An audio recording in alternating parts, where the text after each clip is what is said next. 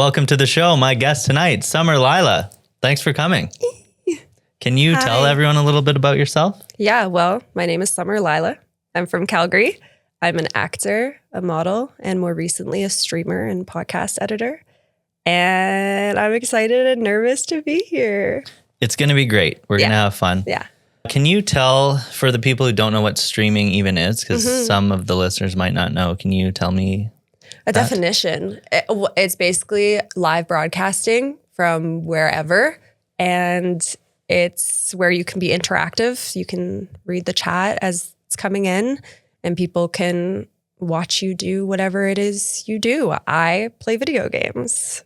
What does an average stream look like for you? How does it go? Thinking about it, it feels the same every time, but it is so different. It really depends on what I'm playing. I typically hit start, go live, and then I just play the video game and kind of adapt from there depending on what the chat is saying, what they want to see. Sometimes I end up completely switching the video game. Sometimes I'll play the video game for 6 hours. Like, it really depends, but it's also the exact same. I just hit start and just go from there. How long do you normally stream for? Like 6 hours, like 6, maybe 7, sometimes 8. And I stream every day. What kind of games do you play? What kind of games bring out the best moments for you? Anything that's honestly, like, I've played shooters, Arc Raiders, Fortnite, that kind of thing.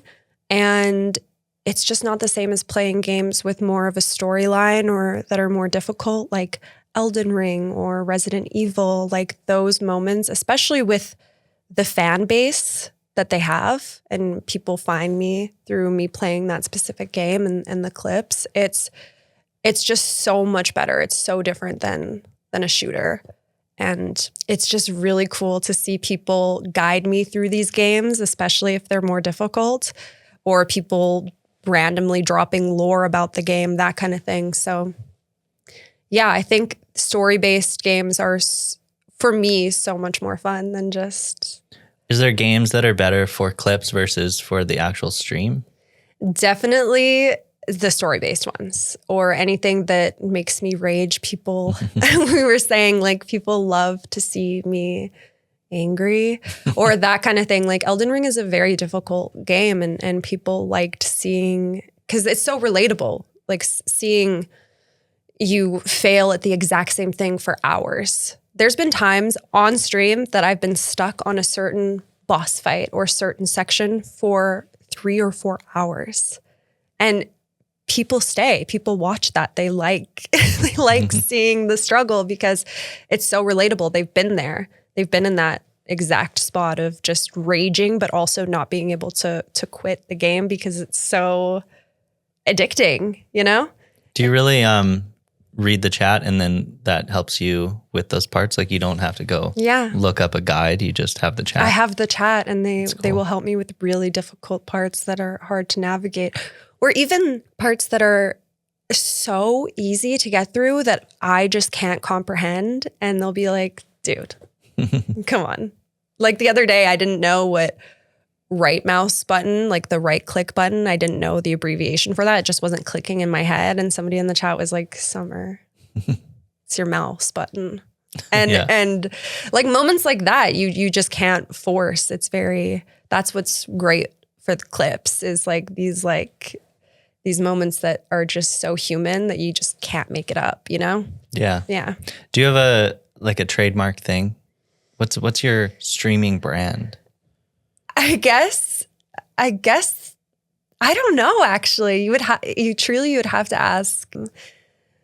I do have this thing that some of my viewers in my community call, like, summerisms, where it's just like these weird things that I say, but I don't think I have really a brand. Like, I really just, it's really funny to think about because I don't think that I have one, and I don't really have a niche, but that's been the joy of streaming the past year, is finding that path for myself and discovering what my niche is, you know? I've liked seeing your room upgrade. I like that scrolling panel. I want one of those on here. Yeah, it's really cool. That was a gift from a viewer, actually. Nice. seeing where I started, I don't even think we followed each other when I started because it was just a beige wall. Yeah. And then I got that on air sign. Yeah. And then I had my viewers pick what color my walls would be. Nice.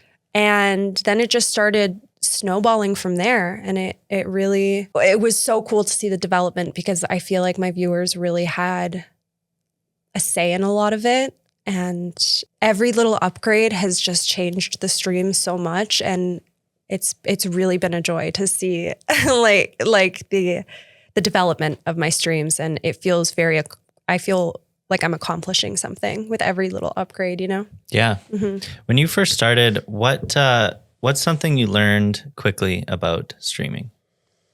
That people can be very parasocial. Yeah. And they can get attached very quickly in unhealthy ways. And that really made me nervous, and it still makes me nervous. And it's been easier to manage and easier to like make sure that there's that wall there. To make sure that there's that wall there. And that was the number one thing that I noticed right away was people were parasocial with me. Yeah, it's the most intimate. There's sometimes they could spend 6 hours with you. Mm-hmm. It's like, it happens a lot on social media just from one picture a couple days, but yeah, I can imagine. What do you think makes someone good at streaming beyond being just good at the games? I think how interactive you are.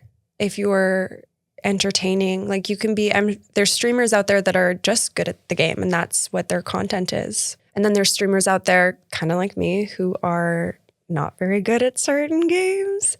And I like to think of myself as entertaining, maybe, who knows? But I think it's that entertainment value. It's that interaction. It's that feeling of community. I've built a community streaming, which has been super beautiful and really rewarding.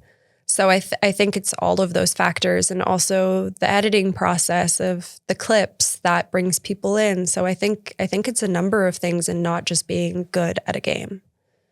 How do you stay entertaining? How do you keep the energy up for that long? I'm an only child, so that gives context to what I'm about to say, but I truly am just in my head all the time, and I love make-believe, and I just talk to myself. Like from the moment I start, I'll have, 0 viewers because you just started, and I'm immediately talking to myself. And I just do that. That probably makes me sound like an insane person, but I just talk to myself. Is the version of you on stream, is that fully you, or is it kind of a sharpened version? I think for the most part, it's me. I'm very energetic. I'm very silly. And surely there is kind of, parts where I'm putting on a show, especially if I'm not feeling well, because I have days where I don't feel well a lot because of my chronic illness. So there is moments where I'm like, okay, I have to ramp it up a bit. I can tell that my energy is dipping, but also sometimes it's okay. Some people are cool with a lower energy stream and just being, playing the game and just casually chatting instead of, the screaming and the dramatics, so.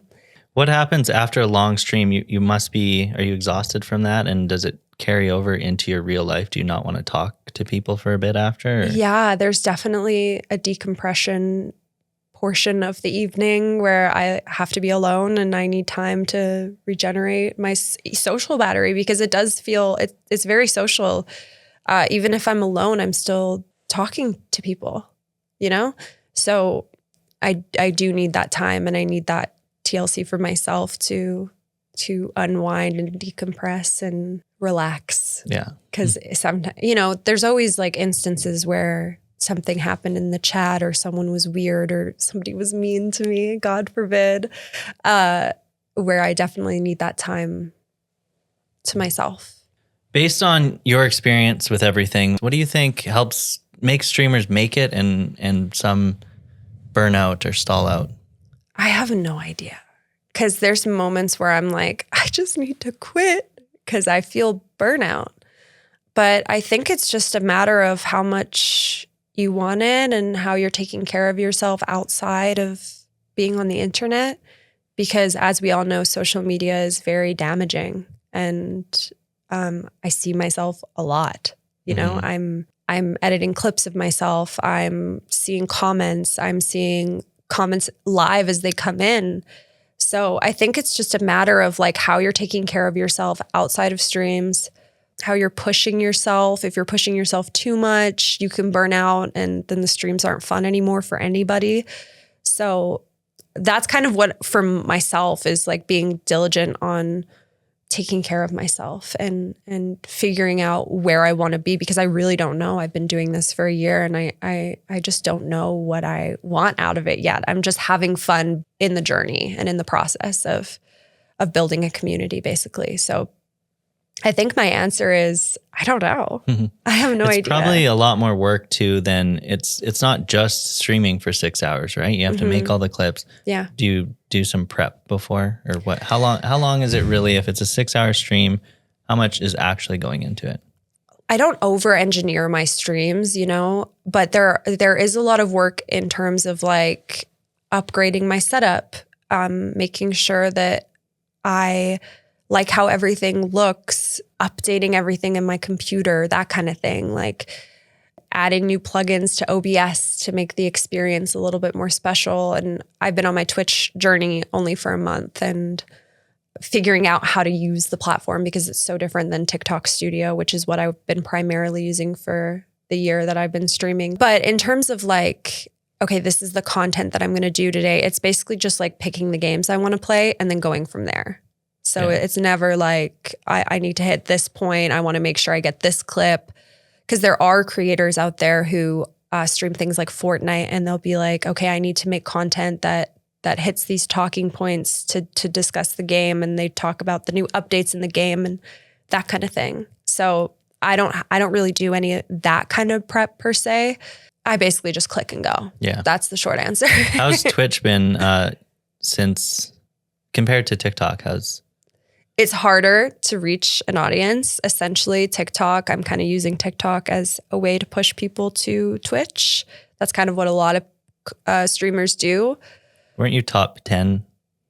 In Canada for TikTok, yeah. Nice. There was a thing called Live Fest in TikTok, and I placed 10th in Canada, which is pretty cool for gaming. Woot. That's awesome. Yeah, it's pretty cool. So I got a plaque with my name on it at some point in time. So Twitch has been a little more difficult. Does it open things up? Is there extra things you can do that you're excited about? Yeah, I just made affiliate, which is cool. Nice. Which means I can start earning on Twitch. Yeah.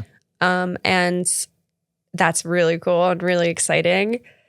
And then from there, it's just keep growing those numbers, keep pushing people to go to Twitch. And I think in the long run, Twitch is sustainable for keeping people and for really growing who you are as a streamer. I want to talk about Crohn's. Yeah. That is, you mentioned that's kind of how you got started in streaming. Mm-hmm. Can you tell me a little bit about that? Of course. Yeah. I was very sick in 2023. And a little bit before that, actually, in 2022, I was sick and we couldn't explain why. And I was really brushed off by doctors and my family doctor. There was really no explanation until there was. And it was very progressed. And I was diagnosed with Crohn's disease in early 2023. And it was aggressive phenotype Crohn's disease, which just meant it had developed so far that I was developing scar tissue. The inflammation was so bad that scar tissue was developing and we had to start planning for surgery. And I was in and out of the hospital all of 2023, very, very sick. I lost my part-time job because of it, because I just couldn't work. I was so fatigued and sick all the time. I couldn't eat solid foods for a really long time. Obviously, I was not working. I think I took one modeling job right before, like literally right before my surgery in February of 2024. And I had a major surgery on my abdomen. And then I was resting for months until I had another surgery in, I think it was June of 2024. And after that, it was recovery and treatment. And it's so strange, like looking back on it and how much I went through, because at the time, like, even though it was such a big deal, everything was so still and I really was doing nothing because I couldn't do anything. And once I was in clinical remission, which go me, I was feeling very lost. I had really lost my sense of self. I had really lost who I was. I didn't know what to do from there. I had graduated university, finishing everything online, and that was exciting, but I still was like, I have no idea what I want to do. And like I said, I had lost my job. I just didn't know where to go, and modeling was so slow, and I kind of just started acting, so that was slow as well. And people had mentioned streaming to me, like, why don't you stream? Like, it seems like, because I play video games outside of streaming, like I love video games. And I never really thought about it seriously until my boyfriend, Danny, was like, you should just try it. Just see what happens. And I started planning for it, and we talked about it a lot, and it got really exciting because it was something that I could do that I already enjoyed doing, but now I could, who knows, maybe make money off of it, maybe grow it, and maybe it'll help me discover myself. And I started doing that at the end of 2024. And then in 2025, I did my first live stream, and it was horrible. As a lot of things you try for the first time are.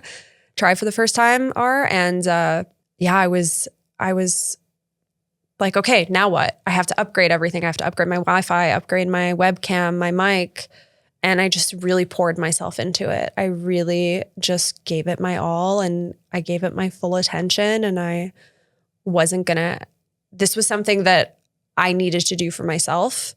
And I genuinely feel like it has helped me discover who I am again and rediscover all the parts that I loved about myself before my illness. That kind of illness really changes you as a person. What made you decide to be open about it publicly? I was already so open about it, and open about everything going on in my life, just posting on social media since I was like 15. And I had developed so many connections through social media, and I have kept so many connections alive because of social media. So I just slowly was like, I'm in the hospital, can't, that kind of thing, which sometimes I was like, this is a little attention seeking. But then I turned to social media to kind of look for other people my age going through the same thing. And I found a lot of comfort in these creators, and seeing that they were also going through the exact same things as me, it brought me a lot of comfort. And I was like, if I could do that for someone else, maybe it would bring them comfort. And then I just started slowly posting more and more about it. Has anything stood out about how people have responded to that? People are so sweet. And they're so concerned, and there's a genuine interest in people's well-being. And there's also a lot of weird hatred in the world, as I'm sure a lot of people know. And I definitely got a little bit of shit for posting. Posting. It really doesn't affect me that much, but people do show a genuine concern, and that's really sweet. Yeah. Yeah. That's good. And it's good that you can share that message with your platform. Mm-hmm. Yeah. Yeah. I'm going to take a quick break. Is that good? Or is that a good time for you? Yeah, this is a great time. I don't know why I'm asking. In the break, I'm going to show a clip of you. So I hope everyone's excited to see what we're really talking about. Yeah. Here. Okay. We'll be back.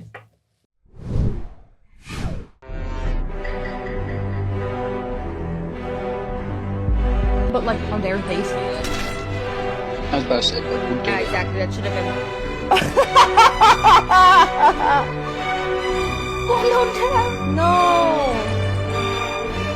Where was it? There's a lot of people.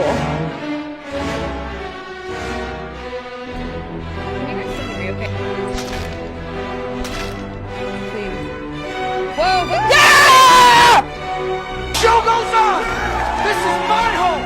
They're gonna need a fucking wrecking ball to take me out of here! Hey everyone, if you're new to the show, please subscribe on YouTube.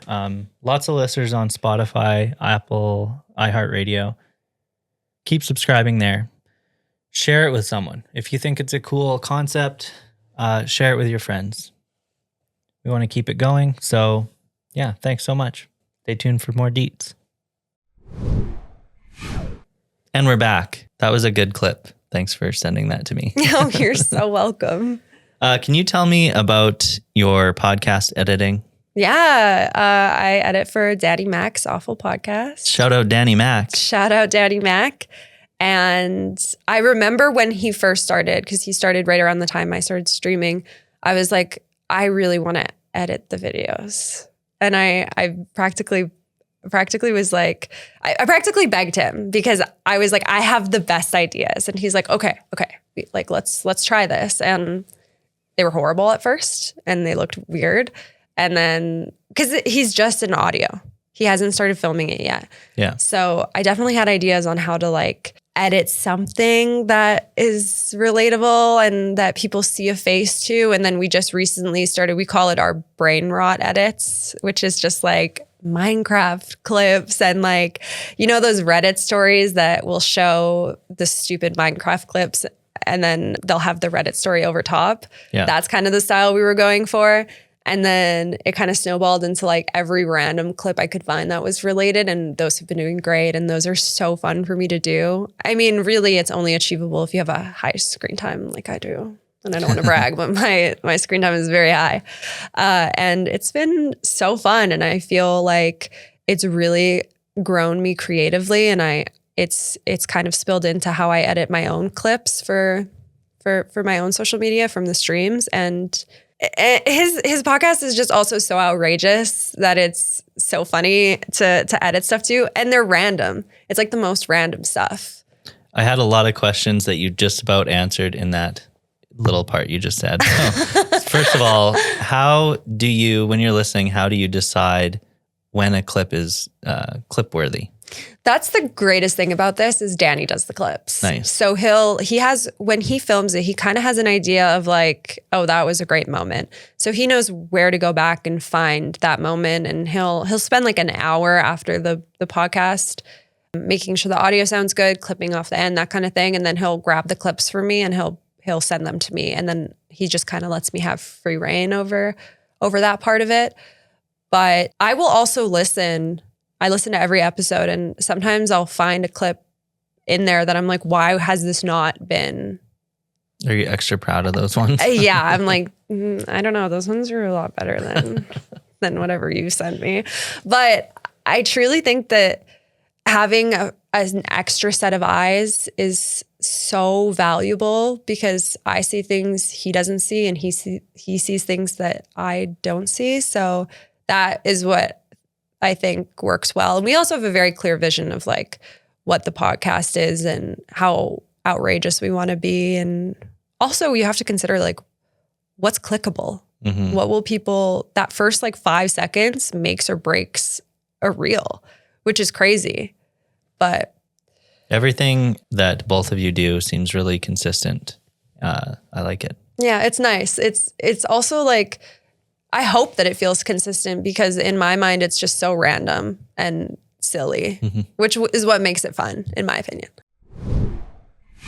Godzilla, Steve Irwin, the Planet Earth docuseries, Mashed Potatoes and Gravy, and the collective works of deceased comedian and actor Gilbert Gottfried. What is this about? What's the theme? I mean, you got Iago in there, the Aflac duck, and his 9/11 joke on like 9/13. I think I'm going Planet Earth, Godzilla, Mashed Potatoes and Gravy, Steve Irwin, and then unfortunately the collection of deceased comedian and actor Gilbert Gottfried. How fun is it that no one has ever said that collection of words in that order ever? What do the best clips and thumbnails get right that a lot of people miss, do you think? This is one thing that Danny is very, very diligent on, and it's the thumbnails, and it's making sure that the text is legible and bold and massive and colorful.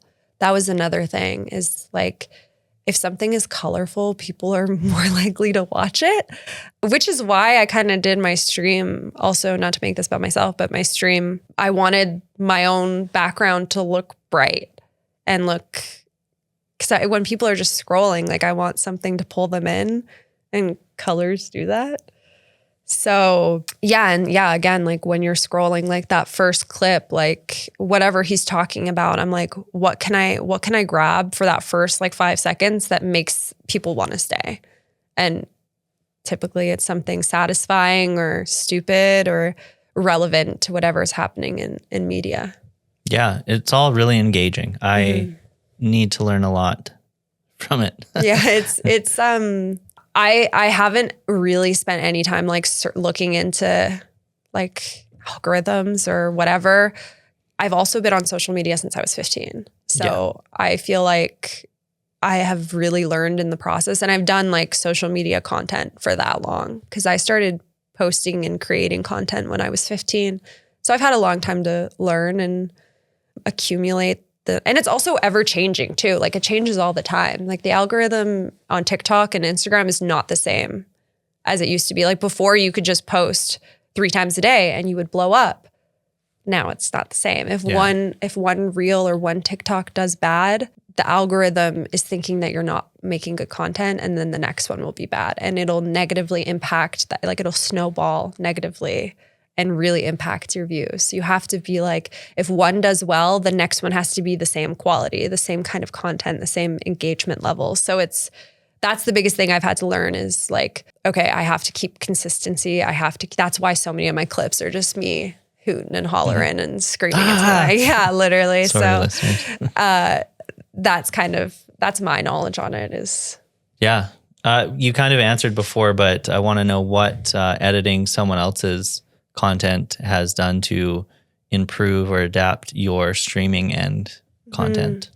I think it just exercises that muscle, and it just has me looking at what's relevant in media and what's catching my own attention, and it's just that muscle you have to exercise in editing. And I always learn something new for these clips. I'm always like kind of researching like how to do certain edits or how to do certain effects and that kind of thing, and just trying new things and seeing what works and what doesn't. So that's the biggest thing is like, I'm like, oh, this worked for Danny's. Maybe this will work on mine if I try that same style, if that makes any sense.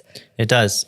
Do you think your instincts have come also from the other things you've done, modeling, acting?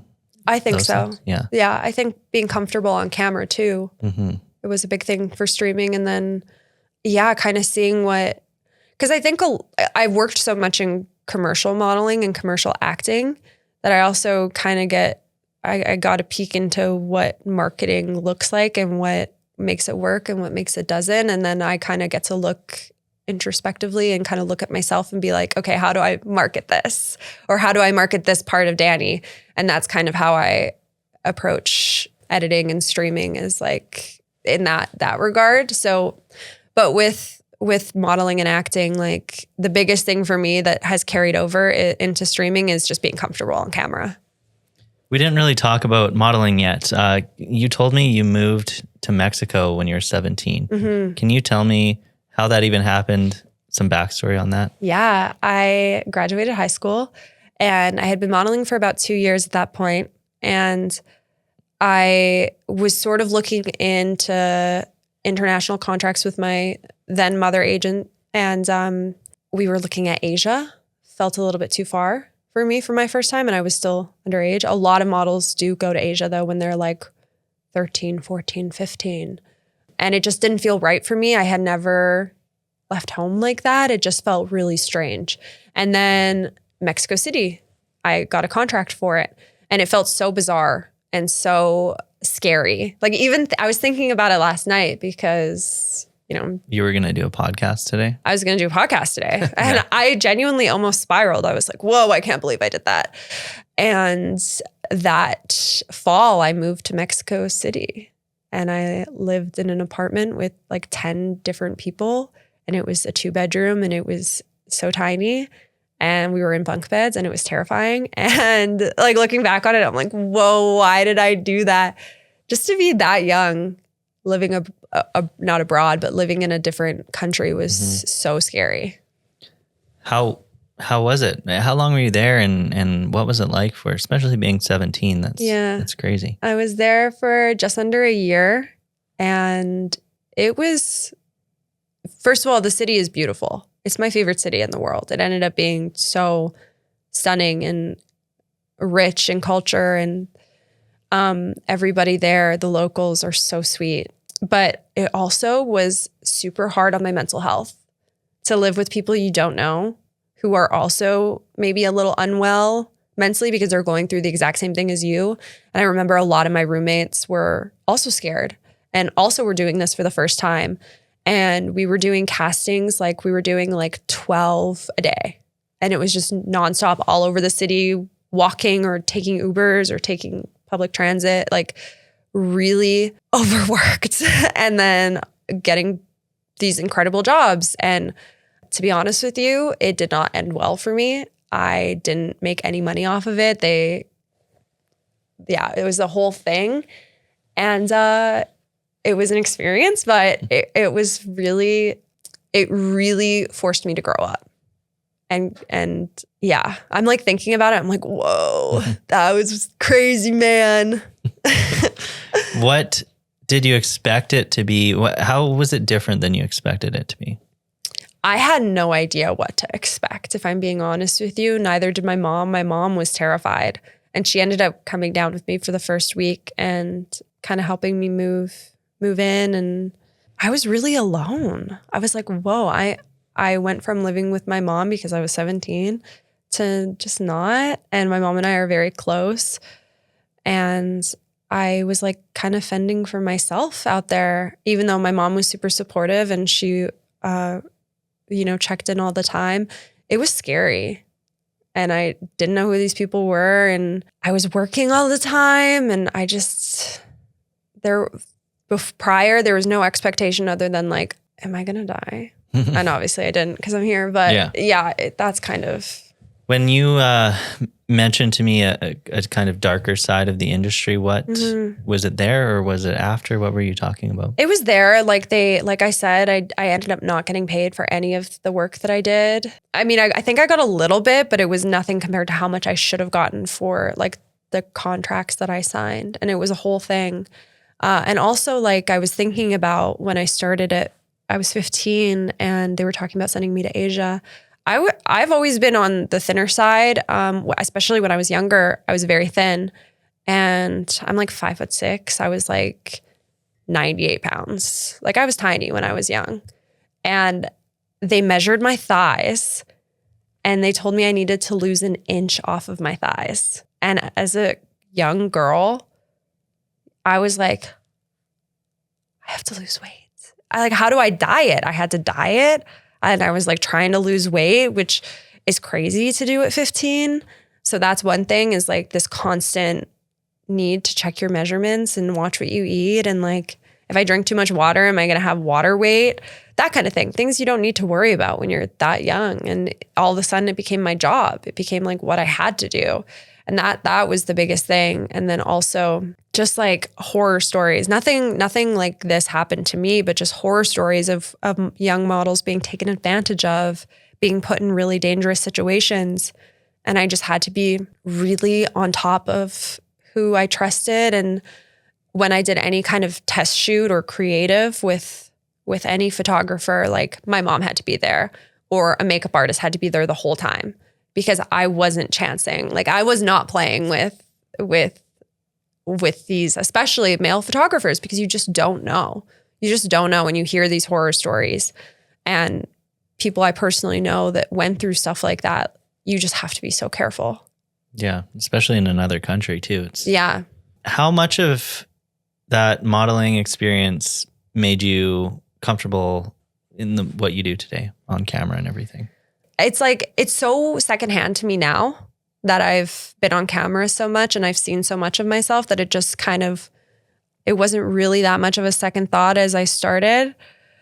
But like, if I think about it, it really just like being expressive and being on a webcam all the time. And it just was second nature to me. How different is it now that you control how people see you versus... It's just nice because I'm like, if I need to like, I don't know, because it's so weird because like movie magic, like Yeah. There's so much in post that you can do. You can stop rolling if you need to. With live streams, it's basically just like, I can like set up the lights how I like it. I can do my makeup how I like it, like that kind of thing. I can wear what I want, you know, I can always wear something I'm comfortable in. I have that kind of overhead, you know? And I think that's really the biggest thing is that I get to like fully have control over what I wear, what I look like, when I want to cut the camera, that kind of thing, you know, if that makes sense. It does. When you look at modeling, acting, streaming, all these things you've done, all these stages, is there a through line, like a theme that ties it all together for you? The first thing that comes to my mind is advocating for yourself. And I don't know if that's at all related, but I really think that like, if there's something you want to do it and go for it and advocate for yourself and don't let people walk all over you. And I learned that from a young age because of how careful I had to be, because there's a lot of predatory people in every industry. So advocating for yourself, standing up for yourself, and not allowing people in your space that make you uncomfortable. So that was the biggest thing, like safety. And then I feel comfortable to do what I like to do, you know, which is perform, entertain, and have fun. And yeah, hopefully that answers your question. Sometimes I'm like, what am I talking about? Like, what are you, Summer? Do you think your relationship with being seen has changed through those stages? I don't know, because I've been doing it for so long that sometimes I wonder what my perception of like that really is. Like, I wonder if maybe my perception is a little skewed. And yeah, I don't know. That's such a tough question because I feel oversaturated to that aspect of things. You know, I see a lot of myself, you know, between quite literally seeing the preview on my screen in the corner of my eye when I look at my chat and editing clips of myself. So if anything, it's like, sometimes I'm like, that's not me. That's streamer Summer. If someone was getting into streaming right now, what would you tell them actually matters? If you're having fun. I know so many people who were not having fun and were still doing it because they felt like, I respect the inertia of that. Totally. I'm very much like that. But if you're not having fun and it makes you miserable and it's just stressful for you, like I had a mutual, she's one of my best friends. She's the sweetest person and it did not make her happy. And she stopped and she was so much happier. It's like, I would say that to anything, like anything that you're just starting, like just pay attention to those signs that it's making you miserable. And then another thing I would say is genuinely be yourself, because that's what people are drawn to. People are drawn to that authenticity, and they're drawn to you and that uniqueness. They don't want to see you pretending to be somebody else. They don't want to see you pretending to be another streamer or mimicking another streamer. Like, that's what I would say is good. Like, what are you bringing to the table? What makes you different? And explore that, because it did take me a while to figure that out. I'm still figuring it out. I have no idea what I'm doing, but I do know that I'm aiming to be myself and bring Summer to the streams. You said earlier that you don't really have a planned goal with all this, but let's say you were back on this show like in a year or two. Where would you want to be at? What would you want the theme of the episode to be? I think the theme, like I would want everything to trend up, because I have been so low in my life with my illness and with my goals, that if things are trending up and I'm just happy and I obviously you have to think about the numbers if you want to make this what you do for a living, which would be amazing. And I do it full time, and I have been able to get by with it. If I'm able to live, you know, a life where I can keep doing it and I can keep pouring more into it and I can keep making more content that people enjoy and keep creating a space that feels safe for people, then I will be happy. And I guess that would be my goal, is to keep trending up. Nice. In all those aspects, not just the numbers, not just the money, but in community, within myself, within the laughs, because I genuinely, my community makes me laugh so hard. They are so funny. And like half the time, what makes the content is the people in my chat making me laugh. And they really are a driving force in my streams. And their energy gives me energy. And then it just, I would want everything to trend up, all of it. Okay. Yeah. I wanted to mention it a bunch of times, but can you play Don't Starve Together with me? Yeah, I think I do know what it is. I think like I a do survival remember. game. Yeah, they have like the cute little. It looks kind of like a Tim Burton art style. Yes, I do know. Yes, like I do know what that is. Yeah, Animal Crossing if it was dark. Like I a love goth that. Animal Crossing. I love that. Yeah, I absolutely will. Okay. That's all I have for questions. Do you have anything you want to add? Not really. I hope if anything, if somebody is listening and they want to start streaming or they want to start acting or they want to start modeling, like genuinely take the plunge. And I hope, because I do want people to feel inspired. And that's the biggest thing in my streams is like, I've had a few people feel better after my streams. And if I could keep doing that and I could keep making people feel like they have purpose and they are welcomed in spaces, then I feel like I'm doing something right. So if there's anything that you are like wanting to try, I hope you do it, because who knows? Yeah. You seem like you're having a great time. Most of the time. Yeah. Unless the game sucks. That's it for the episode. Thank you so much Thanks for having for coming. me. Yeah. Yeah, I think we'll talk. We'll keep talking. We'll do other stuff too. We'll keep in touch. Yeah. Yeah. I'll have my people call your people. That's it. Goodbye. Thank you. Bye. Stupid, awkward ending.